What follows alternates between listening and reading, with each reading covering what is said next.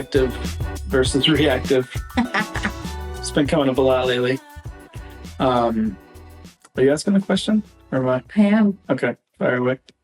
When is the time you were in a very reactive situation and you were able to stay proactive?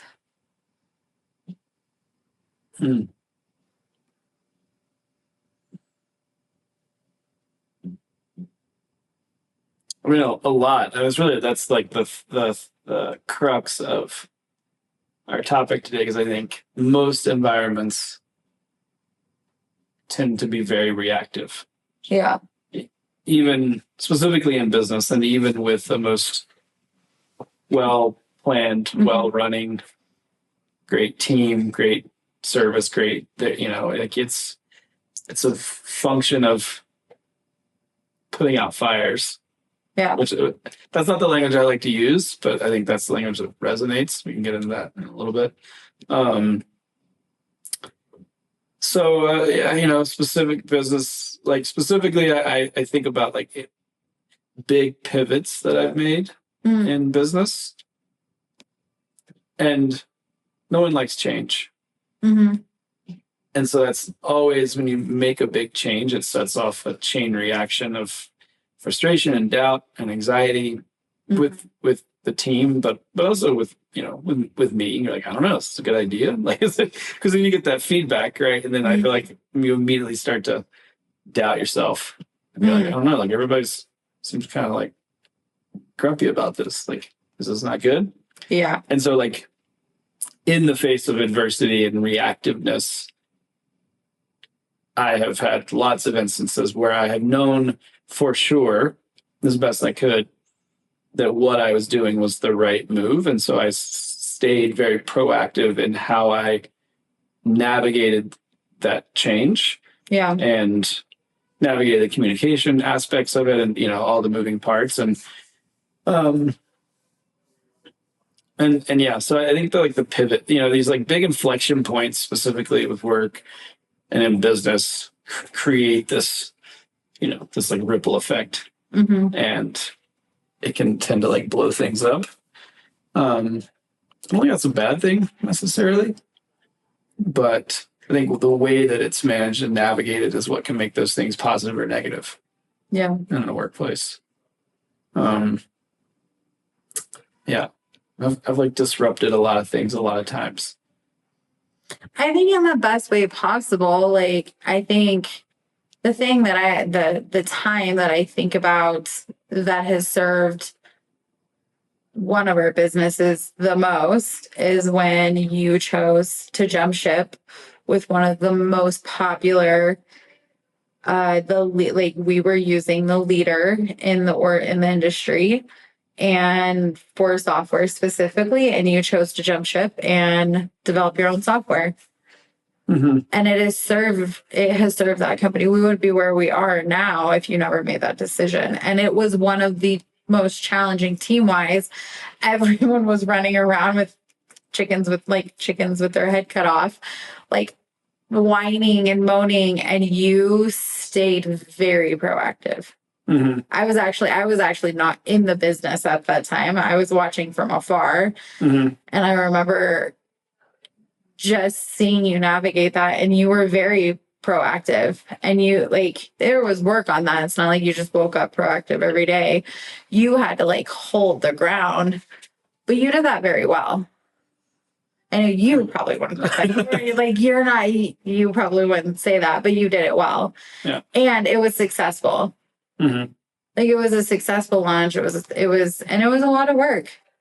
And because of that, that company has an app now. Like, there's all of these different things that decision set, and everyone was reactive. It was like talk about impact, like bomb. Yeah. And Taylor just like stayed swimming. It's like, just the story of my entire life. Keep swimming. Yeah. And you were Dory from Finding Nemo. You're just like, yeah, this is I went along. I was like, come on, guys, come with me. I promise it'll be okay. And they were like, fuck you, Taylor. And you like you just kept like helping them show up. And I think that's one of the best examples from the time we've been working together that like, Yeah. I've seen you, and there was probably a million times during a very long process. It's like a year to launch at least. Yeah. From like telling the team to launch. And like I remember the final week, everybody was just like, yeah. And then it launched and it was like Fine. It was fine. Yeah. And then there was like, getting clients on board or whatever. But you had a long runway of just staying proactive and not letting them like drag you into the mud. Yeah. And like, what am I doing? Why am I doing this? Is it the right decision? Like, the money was on the line, team was on the line, clients were on the line. Like, it could have well burned, and you just kept swimming. I see like a dog. Like, yeah, like a little paddle strips. That's how I feel. Like, you're just like treading water. Yeah, yeah. But you did it very gracefully from like the team perspective. Mm-hmm. Like in the mud, you chose to sharpen, but I think you did that really well, and it's paid off time like crazy enough because there's been shifts and changes since then, but that decision set you on a trajectory. And if you would have been reactive, you would have fucked it all up. Mm-hmm. If you would have allowed yourself to show and like lead out of a place of reactivity and like you would have let them drag you into that place, you would not be where you are today. Mm. Yeah. No, well, thank you. It doesn't always feel that way when you're in it. And I think, that's really, again, like that's why I think this is such an important thing to talk about, because it is really hard to see it in real time. Mm-hmm. Even though it's very intentional in that time and all of the other times that I've made decisions like that. Like every day. I'm very intentional every day. That's what creates the reactivity, right? Is that it is very hard to like stay steadfast when you have all of these inputs. Yeah. And there's an inherent aspect of business that is like that, specifically a business that is in growth. Mm-hmm. Because we talked about before, like the only way that growth happens is from friction.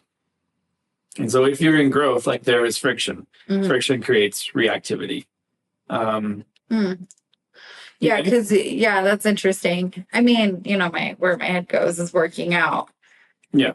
Like, that's interesting. Yeah. I always say, like, you can't have fitness without fatigue, right? And like that's a fact, like scientifically, like fitness follows fatigue. And it's the same thing in business, right? It's like growth follows friction. Like, fitness for a business follows the fatigue and stress that business is under and its ability to adapt to that stress. Mm-hmm. And I think, like, in those stressful environments, are you proactive or are you reactive? And that really changes how I think it changes your enjoyment of that. And then I think it does change. I don't know, it's interesting. Can you get to the same end place? Like, does it change the outcome? Oh, for like if you stay in it? If you're like reactive versus proactive. So like depending on how you handle those situations, depending on how you handle that friction, I know it changes the experience when you're in it.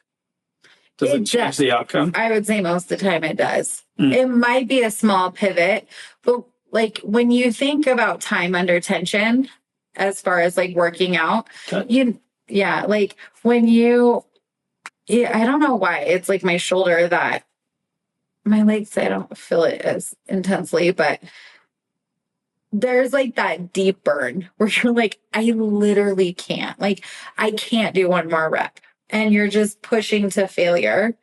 It's so easy to be reactive and just choose to get out of pain. Like, all you have to do is release the tension.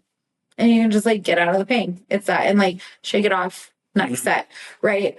But I think science shows in business and within muscle growth, when you choose to stay under tension for longer, you're going to get a different result. You're going to get a better result.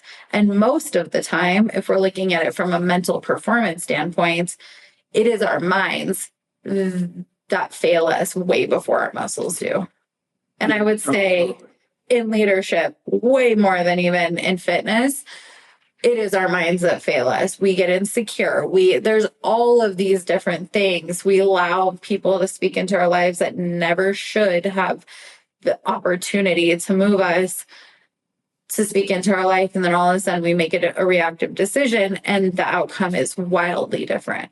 I would say you could get a similar outcome, but it's probably going to be with a different cost. Mm-hmm. I mean, I would say, you know what's so funny is I would say the times that I have been the most proactive, I have had mass exodus in my companies. I'm talking like I've had some mass exodus, like, whew, and like I have held the line for what I believe.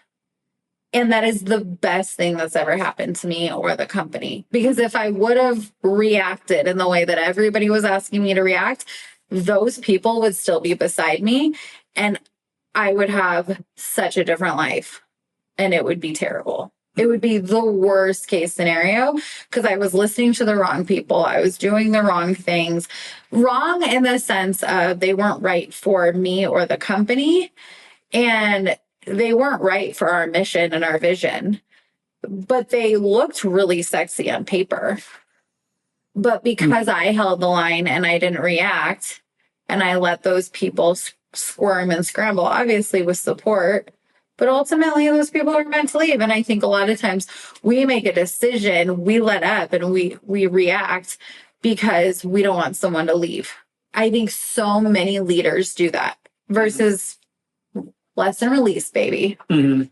And there's the piece too. I think it's like there's like a time investment component where you don't want to feel like the time investment in the person or the thing, it could be like an idea or a product or is wasted. So you lean in more to try to save it because that feels in some ways easier than admitting that it's not the right direction, right? To just say, we're gonna have to scrap it. We're gonna scrap this relationship. We're gonna have to scrap this idea, this product. And so you lean in, you stick with it.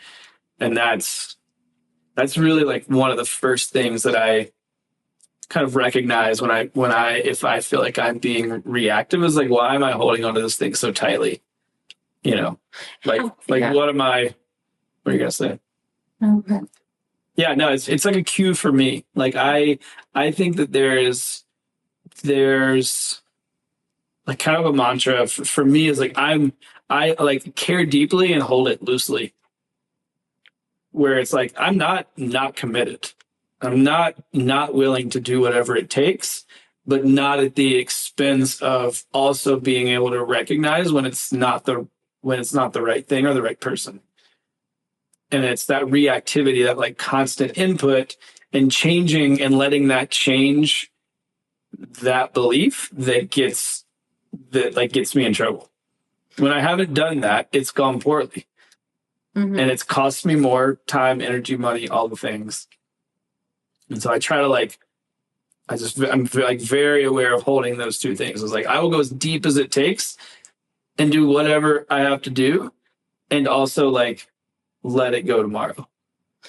Yeah, it's so funny because what I was going to say is like, how interesting that we're both talking about not being reactive and yet we're talking about scrapping projects, letting people go. Like we could also look at different situations and say we scrapped the project too soon, we let the person go too soon, whatever that is, and that was the reactive thing. And so I think it's important for people because this is something that I struggle with when at the crossroads of, do I hold the line? Mm-hmm. And is that reactive? Or do I let it go? And is that like, how do we make those decisions? Mm-hmm. Because I think people are like, Yeah, I want to be proactive, but like, what is the proactive thing to do? Because I can also look back and go, I held the line way too long and it cost me a lot. Mm-hmm. And that was the holding it was the reactive thing to do. Mm-hmm. Yeah. So how do we decipher the difference between those two? Like what that's so challenging. And I see this all the time when we're like working with teams. And do you keep the person? Do you let the launch go?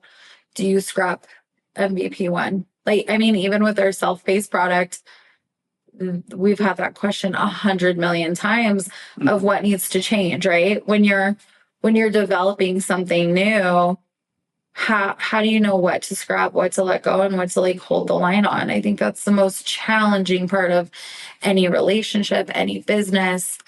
It's so challenging to know what is the thing that's reactive. How do you map that out? Mm-hmm. Yeah, I hadn't thought about the other side, but you're right. It can definitely go in both directions. Like you can be like, fuck this, I'm out. Yeah. And the next day could have been the day where it turns the corner. Don't give up 5 minutes before the miracle happens. That's it. That's my thing. That's your mantra. And it's fucked me over in the past too. Oh, it goes that. Yeah. Well, yeah.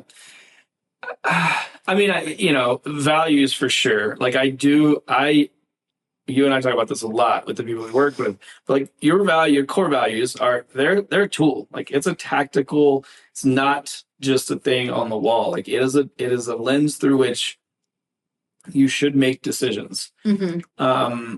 And that's a big one for me, is to like when it feels sticky, when I'm feeling reactive in either direction. Am I holding on too long?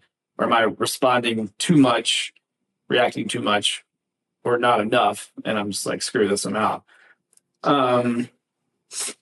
Like how does that decision align with my values? How does that relationship? How does the product, like if you're trying to build a thing or provide a service, like how is that service in alignment with your values? Can you see that the ultimate end version of that is a thing that's truly in alignment?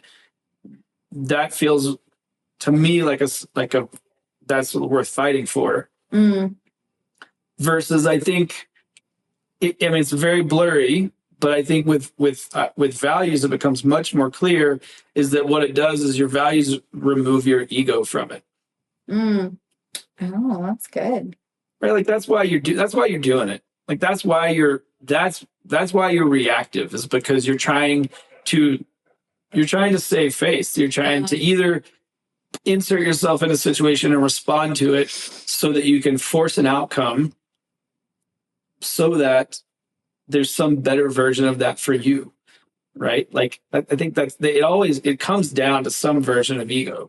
Otherwise you would sit in it. Otherwise you would have the conversation. You would build the thing. You would hire the person. You would, like, I think ego is like an inherent part of it that makes.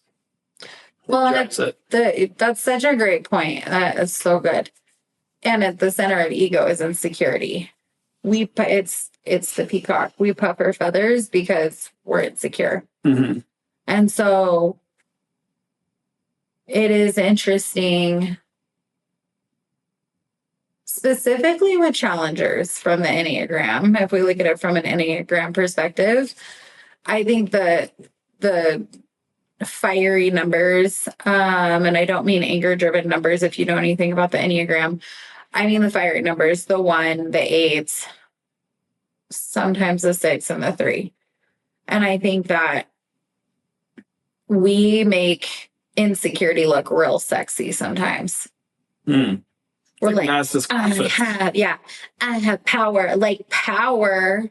And I think there's value in the contrast. Like we're also talking about values. And what we have found and what we help people with in our work is if you have an understanding of your values, you have to understand to make those really clear and powerful and understand how to tactically use them.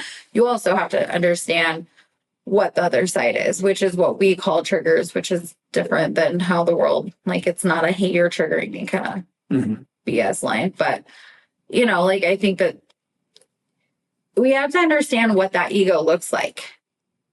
And I think a lot of times, for me at least, I drove 100% out of ego, power, my ego or insecurity, right? Because the ego is insecurity. I drove 100% out of insecurity, which looked like power, which I would fire people. And I'd like the reactive piece felt very powerful. I think a lot of times we can mistake being reactive for being proactive. I'm being proactive. I'm getting them out of my company. I'm blah, blah, blah. Like, I was very reactive. You pissed me off. You crossed me in the wrong way. You did the wrong thing. You were out. And I think I lived my life like that in a lot of ways. And I know you've went through seasons like that too. And it feels very powerful. I'm not going to I don't put up with people's shit. And I'm like, also, you're not building what you want because you don't have the right people in place. Right. So like the decision might not be wrong, but the way in which we go about that. And I look at some of those decisions and I'm like, it probably was reactive and I didn't let it bake too long enough. And I think to your point of values, we have to really understand to use those as a tool. We have to understand what they look like. We have to understand what is the process to those values? Because you don't wake up every day feeling in the best of your values and vision, right? Yeah. You're not like, we have 6. That's how we map out 6 for us. But like, what's your like 5th value? Do you know off the top of your head? Yeah, shared vision. Yeah, you don't. I'm not waking up being like everybody's shared my. I mean that's why it's a tool, right? Because I mean, it is something to be leveraged. Like it's something you can deploy. It's not just words. Because it's not your default. It's not your. It's hard. Yeah, I mean, there's so many. Recognition of a thing doesn't absolve us of experiencing that thing. And so you still need tools to navigate it, right? Us saying that like reactivity comes from ego doesn't mean that gets better or that you don't feel that way, or saying that like let's make decisions proactively from a place of our values doesn't make that any easier. It is a muscle to be worked, and it can certainly get easier as a default in terms of just how quickly you can get back to those. Yeah. But it's still like so hard. You're still going to mess it up. Yeah. It's your default is not going to be really, how does this align with my values? Like you have to work it and you have to go back to them. I keep them on my desk, like, so I can look at them. Because when I do get mad and when I do get reactive, I'm like, well, this doesn't feel good. It feels like it's heading down the wrong path. Like, let me check myself. Like let me take a step back. And yeah, so I think, again, like strategically, I think recognition is the first piece of the puzzle, is to recognize that more people than we would probably like to we would like to admit are 100% reactive. Like that's our baseline. Oh yeah. That's the human condition. Yeah, it's how the brain works. Yeah. You have to train yourself. Yeah, you're like you're looking for ways to keep yourself safe. You're reacting to the lion in the jungle. Like you said, your brain were hardwired to like look for those fires to put out. Ooh, here's a question. Do women have the tendency to be more proactive than men? Oh, I don't know. You can speak to that. I don't. I mean, it's interesting. I don't know. I am. We've talked about this. Like, I only work with women. Seems to be. I just can't. Like, this is what I. Taylor loves us. Our team, there's certainly a piece where I think I tend to, in my experience, because tend to attract them. Like I also know that I work really well with women. However, the specific women that I work with are like, there are certain like personality characteristics and traits. They're very strong. They're very driven. Is we're badasses. Yeah, no, like super clear, super like, and this can be, these can be traits for anyone. So yeah, I don't know. I don't know. It's interesting. I'm thinking of it from a primal standpoint, right? Mhm. Like men go out and hunt. They have to be like a little bit more reactive to not get eaten, right? Mhm. But like women, I guess like I, I haven't this was totally like a thought. But women are a little bit more of the like the nesters, right? Like we create life. We have 9 months of like dealing with that and like planning for it. We're like, there is like, I think we get reactive from a state of our emotions. I would say there's like an emotional component where you like come at my family. I think there's a reaction there, right? Like I would say for a lot of women, but it is interesting to think about. I don't know the answer. Like my brain is going in a million ways right now, but I think it is interesting to think about how we plan for things, or like it could be like more of like a personality type. Like there are the planners and the like hunters. I don't know. Like they're like people. In this scenario, then the roles are switched. I'm the planner and you're the hunter. I'm sitting back in the cave, like mapping it out. Why is that always my role in my marriage? I don't know. Our partner business. Strong motherfucker. I don't know. I'm just like, you're out there fighting lions, and I'm back here in the cave, just like writing on the walls, planning. Like, let's get the lion hunt mapped out before we do it. Yeah, no, there is like a planning component. You're like, already killed the lion stuff. I'm like, actually, I got it before. It's already done. We're not eating lion today. I'm like, what about my lion schedule? It is funny to think about the personality traits that can be more reactive, though. I am definite. I really struggle with that. I am very reactive, or can be. I can also be very calculated. Yeah. And hold the line too long. Like it. I guess I live in extremes. Here we are again. Yeah. Story of my life. I think it's important from a proactive standpoint, though, regardless of like male, female, whatever. There's a lot of differences there, and continues to be more. But I think it's important to start anything with a plan and thinking through something we should do more. I'm saying this, I'm like, we should do this. Thinking through and talking about what does reactive in this project look like versus proactive. And what is it like, even down to like feeling, a real woman. I'm just kidding. I'm going to get in trouble for this one. Men has to have feelings too. I'm just kidding. But like, even down to the feeling, like when you're in a reactive place, what do you feel? Because a lot of times we feel before we think. Well, I think that's where the reactivity comes from.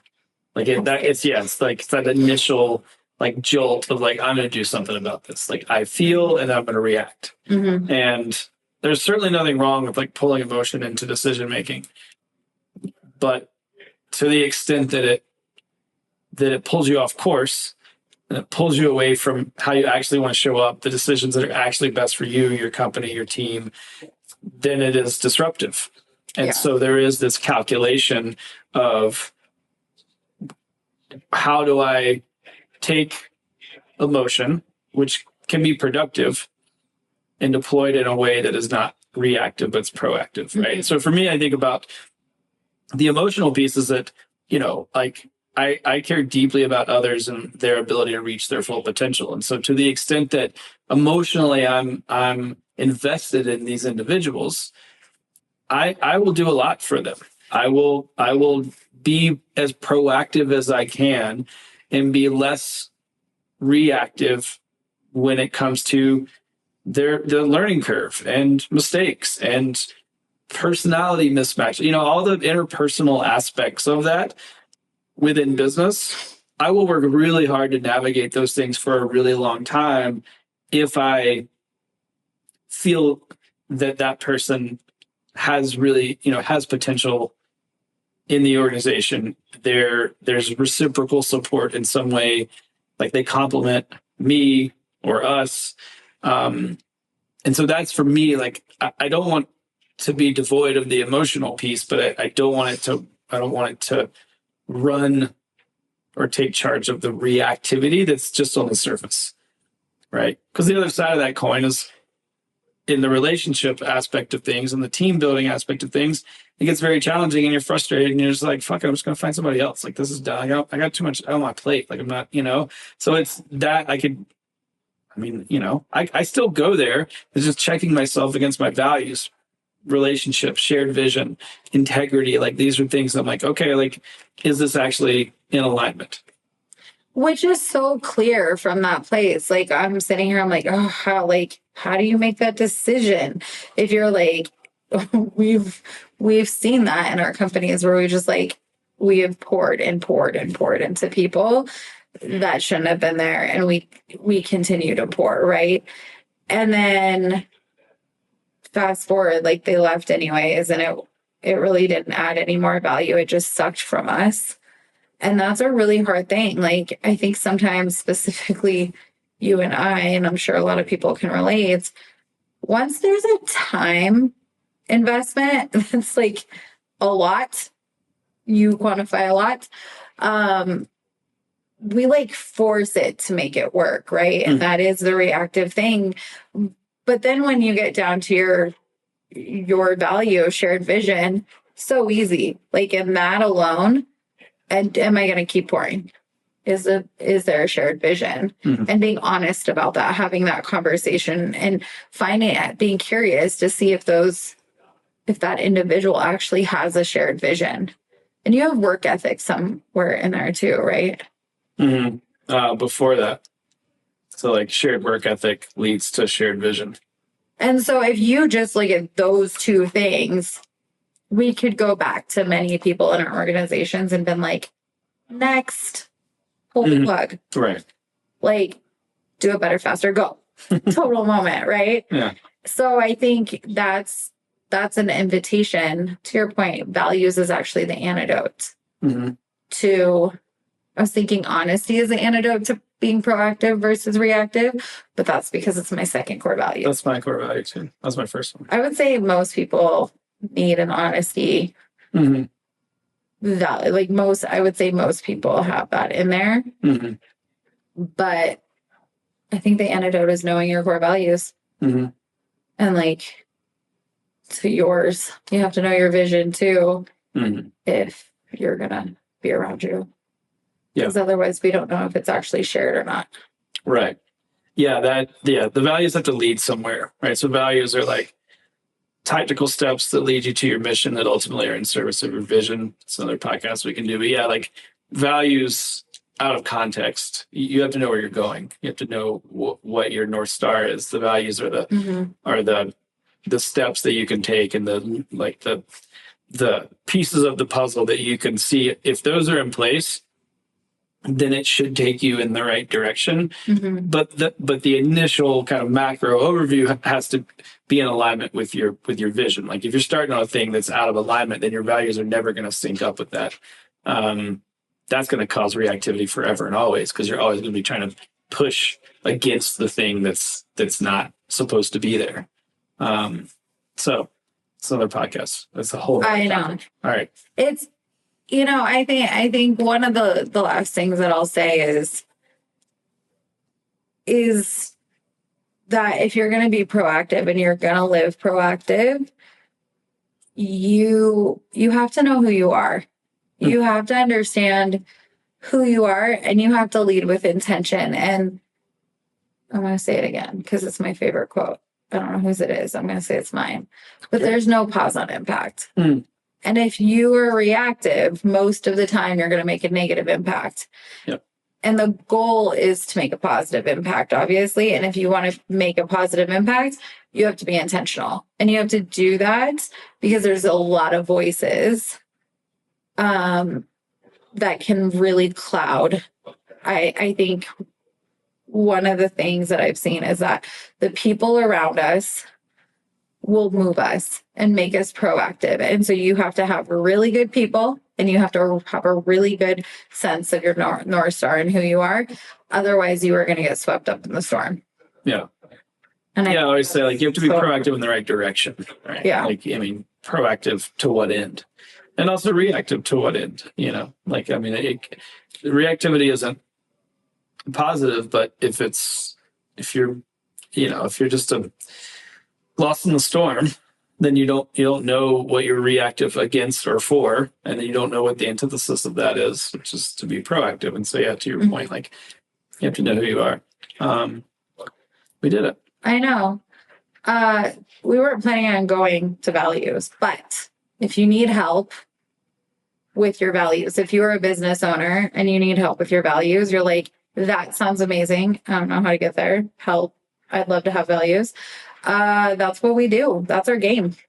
So we would love to help you with your values and help you be more proactive in your business, in your life, have more fun, and get rid of people that aren't serving you, or get the right ones in the door. Get the right ones in. Yeah. They're there. Oh. I know. We had to do that today. I know. Oh, we had a client that she's been trying to. She did it. She did it. And so all y'all that are saying they're not out there, they fucking are. Yeah. impactadditive.network. You can reach out to us there. Click the button in the top right corner to contact us. We'd love to be a part of your journey, help you figure all this shit out, and we'll see you next time on Impact Minded. Go make your impact.